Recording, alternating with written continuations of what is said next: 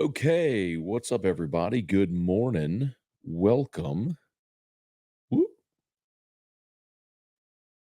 Welcome to a Friday edition of Morning Scone presented by Brock. Wait, hang on. Presented by Brock, the Baton Rouge Orthopedic Clinic. We appreciate you for being there as always. Hoodco Roofing, hoodcoroofing.com. Restored Motions, restoredmotions.com. And ProCharge EV, ProChargeEV.com. Told you I had a great session with Crystal Poche over at Restored Motions on Wednesday this week. Just life changing, man. If you got pain, book a session.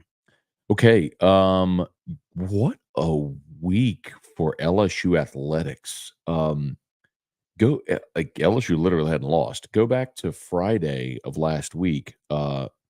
Gymnastics won and scored a 198. Baseball won Friday, Saturday, Sunday, Monday. Men's basketball won on beat South Carolina Saturday. The women came back and beat A&M on Monday.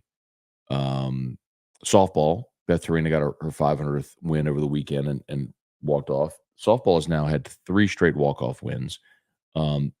Baseball, men's basketball beat Kentucky. Baseball won yesterday. Baseball won on Thursday. They hit 5 homers and beat Northern Illinois 9-2. We'll get into that game a little bit. And then on Thursday night, Kim Mulkey's squad avenges what was their first SEC loss of the year and beating Auburn 71-66. So this has been a heck of a weekend in softball. Scored another walk-off win. That's 3 straight. And they walked off last night with Taylor Pleasance hitting a home run to walk off against Boise. So been a really good week to be an LSU fan of any LSU sports. So we'll dive into it here. As always, please YouTube smash the like button, subscribe over the channel, Facebook, like the Matt Moscona page, share the post. Shout out to our folks there on LinkedIn as well, as we continue to grow and expand all the places that you could find us. So baseball blast, 5 homers and gets a 9-2 win. We saw Gage jump start for the first time. We knew he was going to throw 45 pitches, ended up being 52 pitches. Worked around a walk and a wild pitch in the first inning, which allowed a run, but he recorded 7 outs, went 2 1/3, so recorded 7 outs. 4 of them were strikeouts. So as I mentioned, he did have the walk. Some bad luck. In the first inning, a guy reached on a swinging bunt. I mean, just nubbed one and jumps a lefty, so he falls off.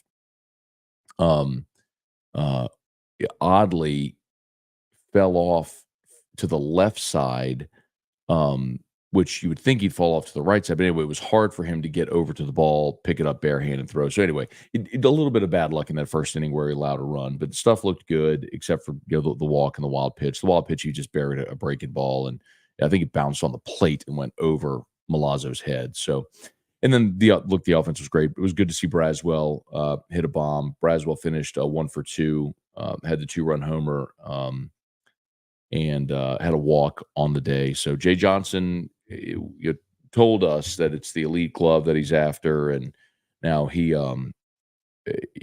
did have a throwing error on what should have been a double play, but it would have gotten jump out of the inning. But errors are going to happen early, but it was good to see Braswell break out the boomstick. Josh Pearson, what am I doing here?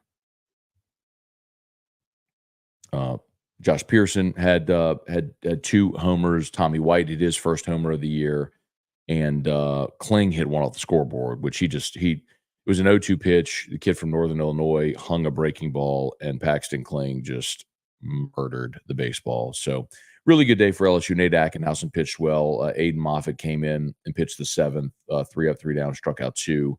And then we didn't even get to see Micah Bucknam. He used 18 pitchers or whatever it was over the weekend, and one of them wasn't Micah Bucknam, but we got to see him. He threw 2 real clean innings on Thursday, allowed just the 1 hit, struck out 4. So you got to like him, man.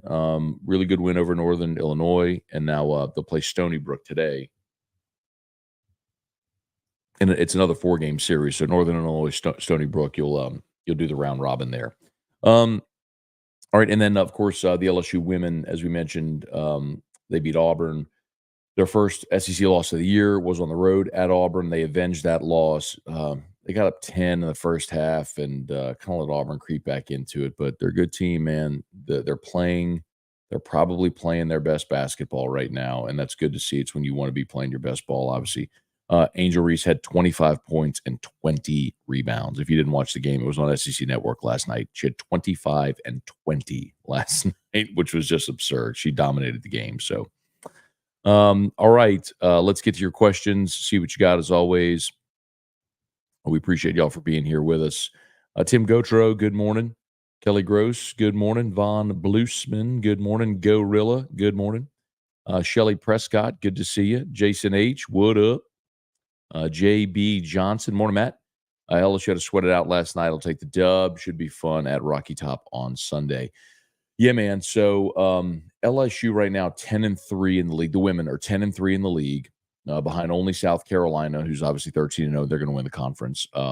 And Ole Miss and Tennessee are both 9-4, a game behind LSU. So, yeah, LSU is going to go to Tennessee on Sunday. It is a 11 a.m. tip Sunday on ESPN. So on the mothership, 11 a.m. on Sunday, and then LSU's at Georgia, home against Kentucky to wrap up the regular season. Then they'll get to the SEC tournament. So, again, playing about their best ball right now, which is really good to see.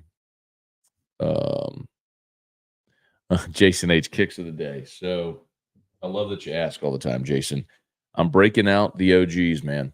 The one that started it all for your boy, the white and blue Air Force Ones. These are the ones Eric gave me for Christmas last year, and those are the ones that when I put them on, I became addicted to shoe culture, to sneaker culture. So breaking out the OGs. Wacky Chris, morning. It's early, but the bats are looking explosive so far. Chris, I agree with you, man. And remember, LSU lost. I need to do this math real quick. And I don't math, I know, but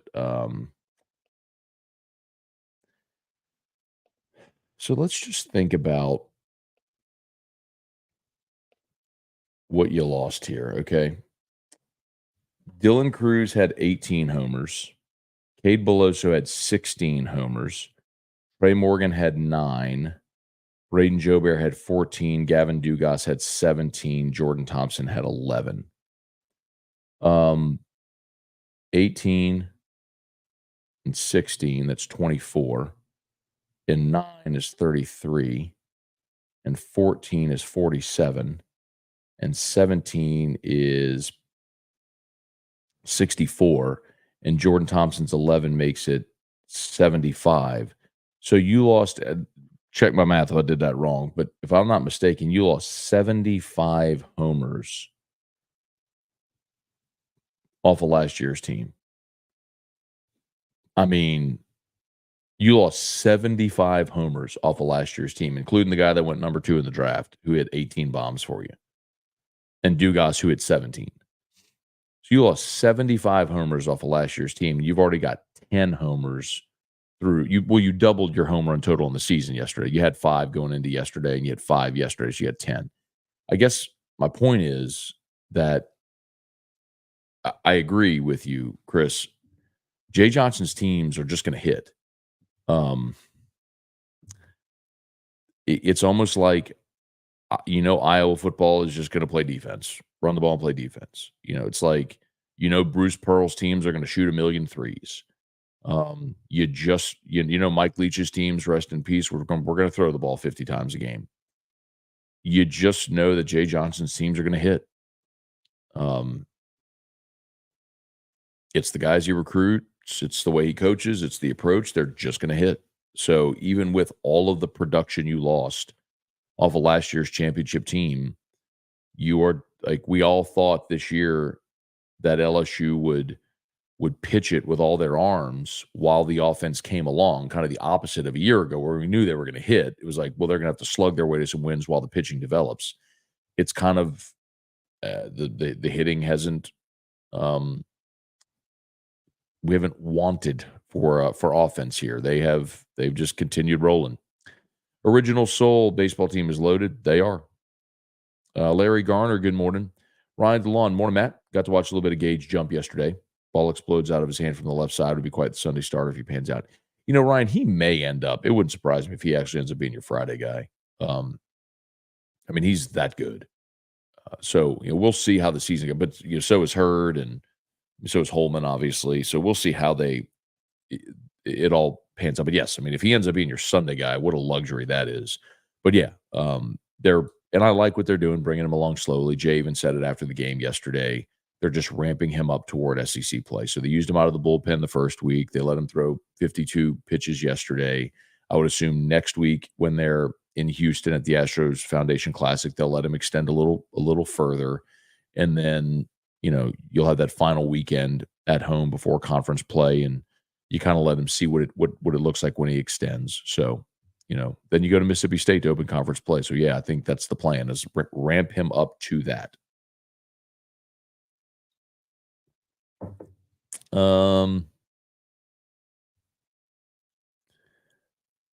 Let's see.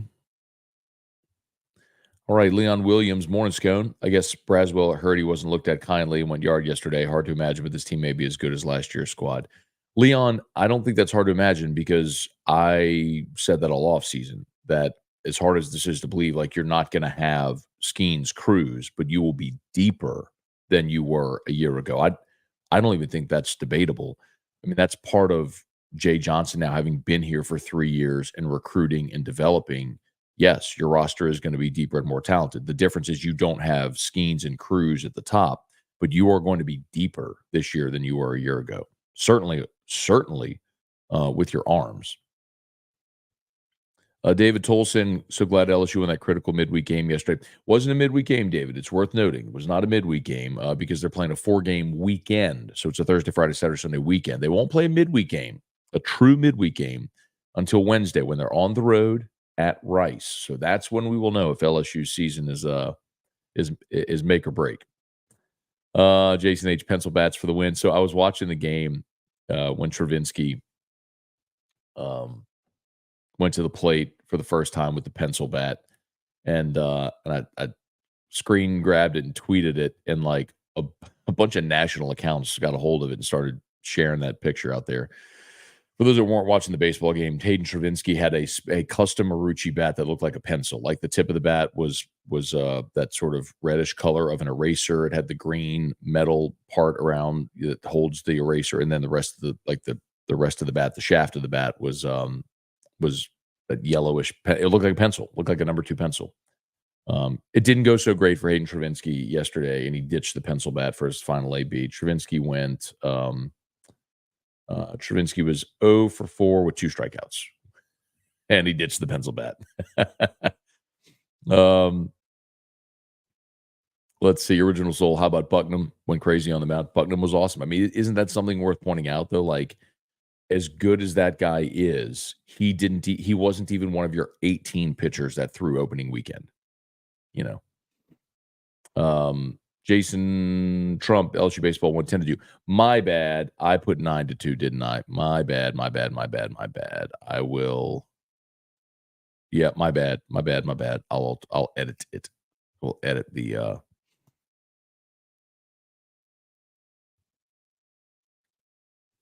good call. Good eye. Sorry. There you go. Good eye.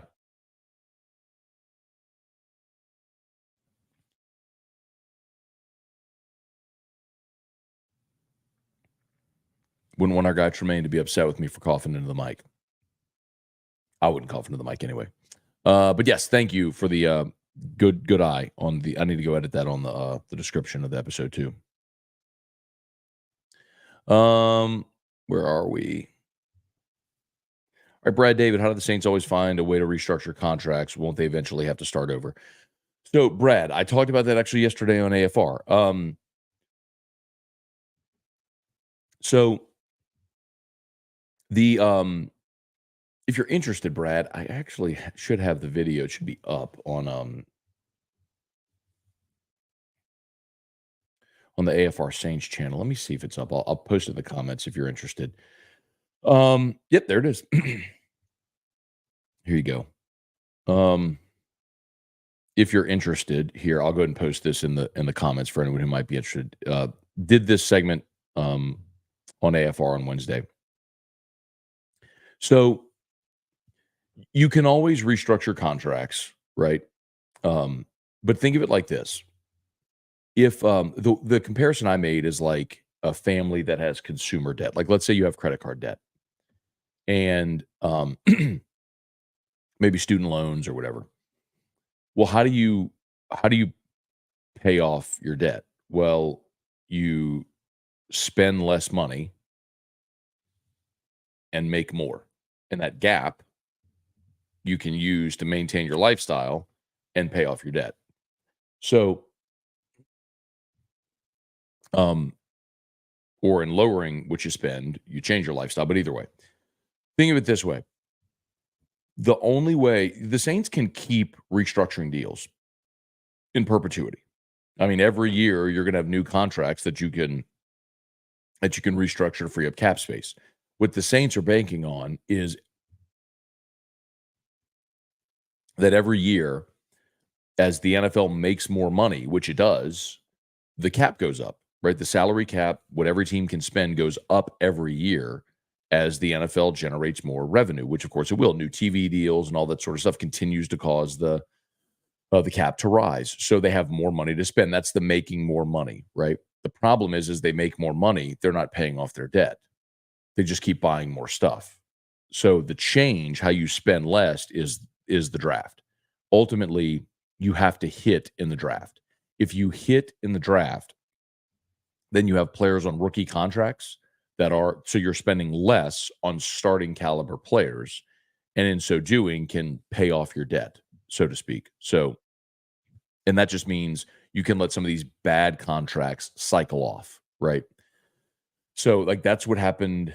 That was the benefit, I should say, of 2017 when you had Lattimore and Ramczyk and Kamara and Marcus Williams and Trey Hendrickson and that great draft. You hit on all of these amazing starting caliber players that you were able to get for 4 years on rookie deals.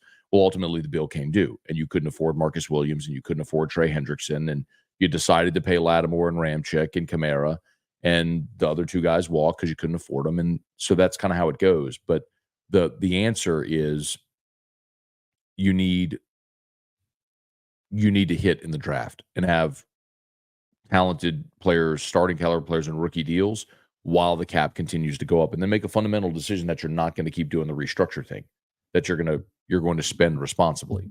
It made sense. I'll say this again. It made sense why the Saints did what they did the way they did it, because you had Drew Brees, who was an aging veteran, and you were in win now mode. And so you were willing to buy on credit, so to speak, to go all in to win. The problem is you didn't win a championship. You got close, but now you have this mountain of debt and no championship to show for it. So it's like the Bucs did that with Tom Brady. The Bucs did it with Tom Brady. They went all in to win with Tom Brady, and they got in a really bad cap situation, but they won a Super Bowl. The Broncos did that with Peyton Manning. They went all in to win with Peyton Manning, and they went to 2 Super Bowls and won one of them. And they haven't been great since. They've been wandering aimlessly for a decade since, but they got their Super Bowl and went, championship. They went twice and won one of them. Anyway, I give a much longer detailed description. It's in the YouTube video I posted if you're interested. JB Johnson isn't that 13-0 for LSU Athletics over the past 1 to 2 weeks. I mean, when we started the show today, JB, I ran through it. So you had,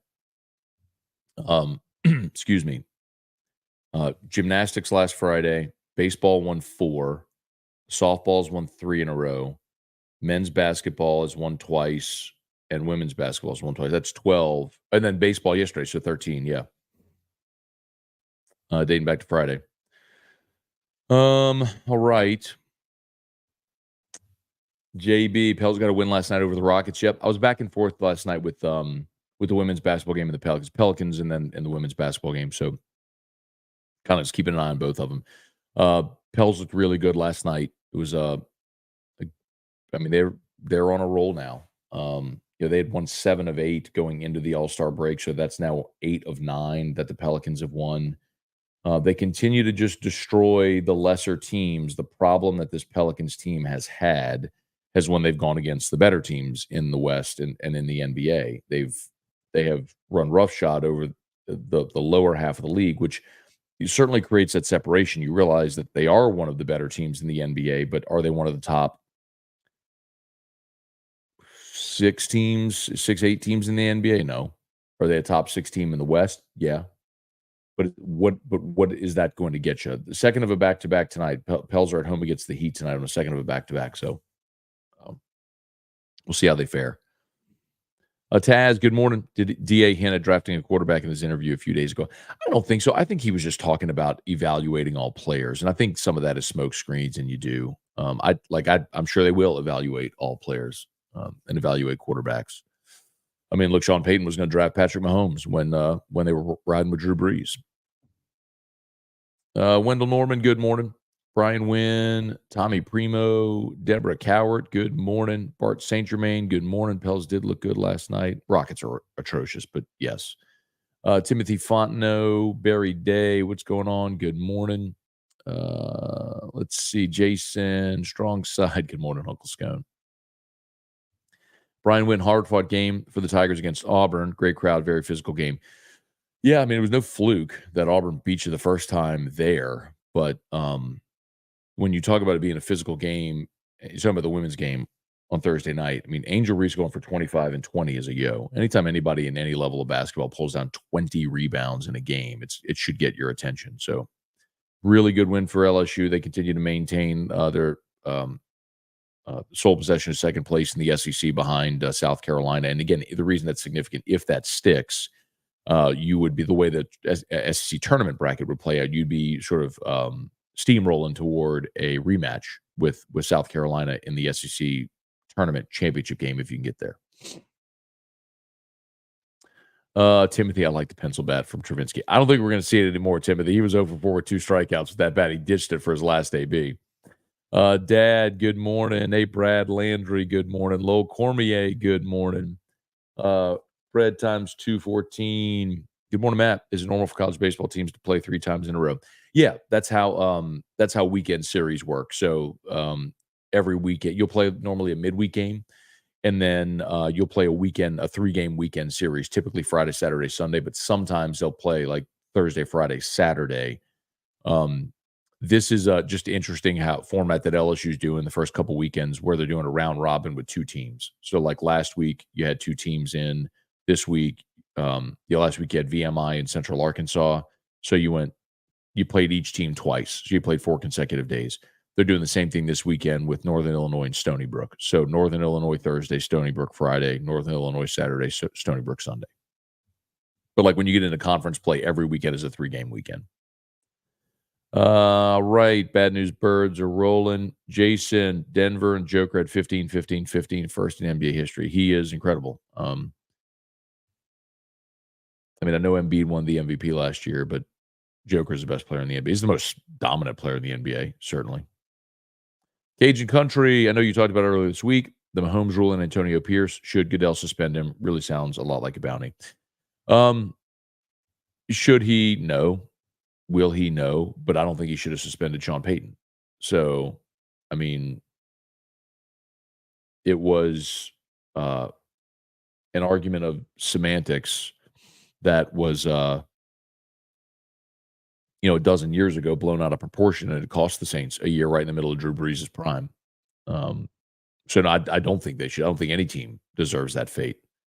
So no, I don't think that's what should happen for Antonio Pierce. But it does illustrate the contradiction from Roger Goodell that Pierce can say that. For those that missed it, Antonio Pierce was on a podcast and talked about how they have the Mahomes rules, and he compared it to when the Pistons had the Jordan rules, how they were just going to rough him up. And he basically said, we got to cut off the head of the snake, and we need to hit him and elbow him and make him feel us and all this stuff. It's a physical game. I mean, it's football, right? But it's really no different than what the Saints were doing. I mean, the Saints weren't trying to injure people.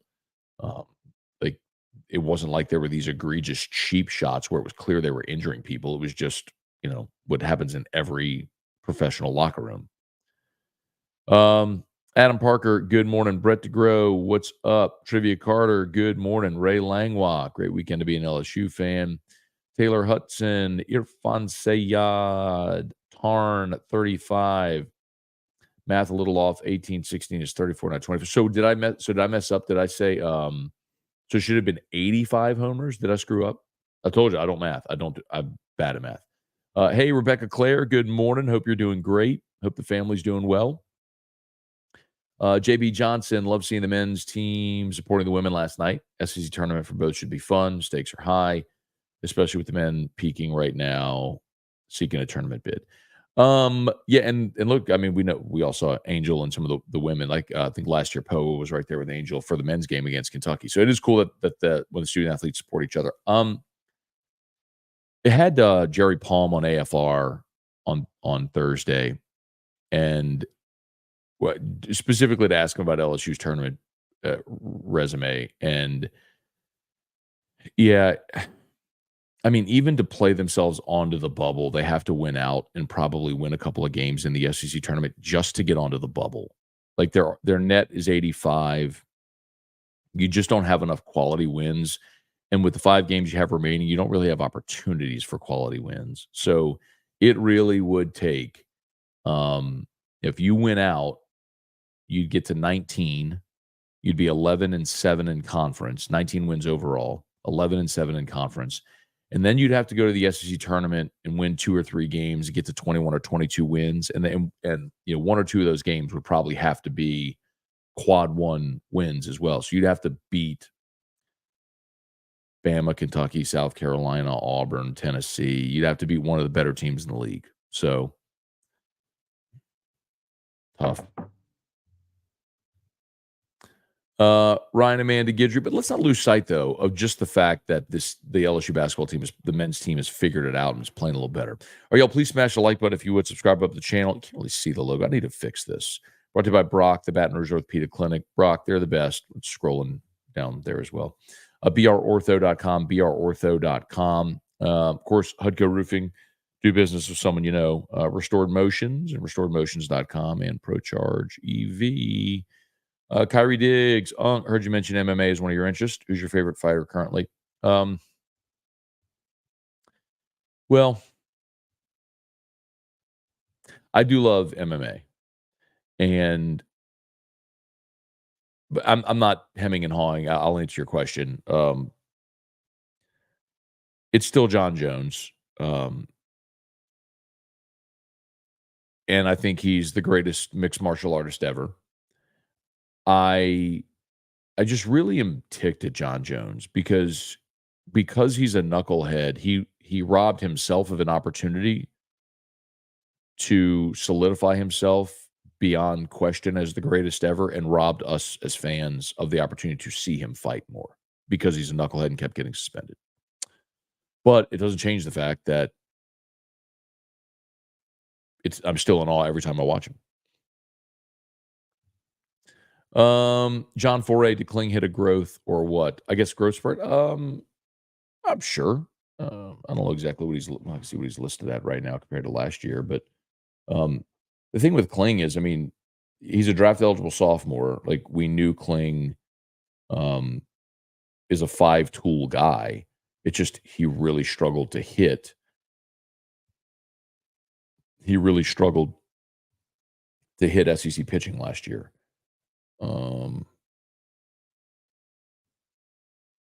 They have him at 6'2", 203. So yeah, I think it's bigger than he was last year.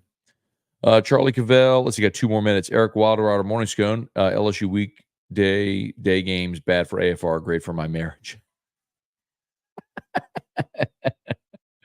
So you're not at home watching games or not at, or you're home at night instead of being at the box. Makes sense. Ryan, Amanda, Gidry, Scone, did you get it figured out with taking a call on your show and having to pick up the phone?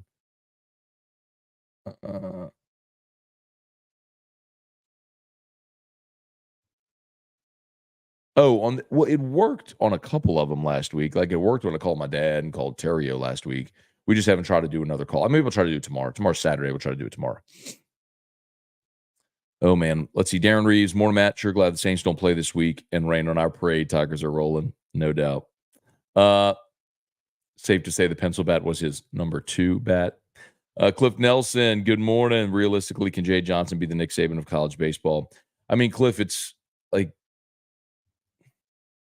whenever Jay was hired, I said LSU hasn't had a coach like that around here since Nick Saban. And I mean, and you're quick to clarify, like I'm not saying he's going to win 7 national championships or anything like that. But the point is, and we've talked about this, like we've made the Nick comparison. Like he is singularly focused on winning and nothing else. Jay is obsessed with baseball and winning and nothing else. I've told you this before. Like his wife Maureen worked for Bob Stoops at Oklahoma in the football department. They do not have children, so and she is as invested in this program as he is.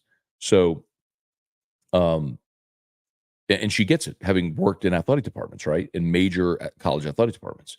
So, yes, I mean you have a guy that is like does not want to go to another level of baseball. He wants to coach college and does not want to coach anywhere else. So there's no reason to think he would leave. Like I don't know for what job he would leave. He wouldn't leave for another college baseball job, and I don't think he's going to ride buses in the minor leagues. So yeah, I mean it's totally plausible to think that guy coaches here for 15, 20 years and wins a bunch of championships. Yes. All right, last one. Is LSU football more talented than Alabama at this point? Absolutely. All right. Austin Kidder posted and ghosting. Appreciate you. Antron, good morning. Just saying some good mornings real quick. Jay Borden. Anthony Guglielutz, good morning. Something about turnovers and all that stuff. I don't know. Leave it to my guy Anthony to have a 13-0 week for LSU and his comments about turnovers. Love you, my guy. All right, y'all be good. I got to bounce. Have an awesome day. YouTube, smash that like button, subscribe to the channel, Facebook, like the Matt Moscona page, share the post, and LinkedIn. Let's connect. Appreciate y'all for being there. Okay, I'm hitting the road. I'm doing the show in Lake Charles today, as a matter of fact. Going to meet a new client out there, so we'll just stay and do the show in Lake Charles. And looking forward to a great one. LSU Daily is live, AFR at 3.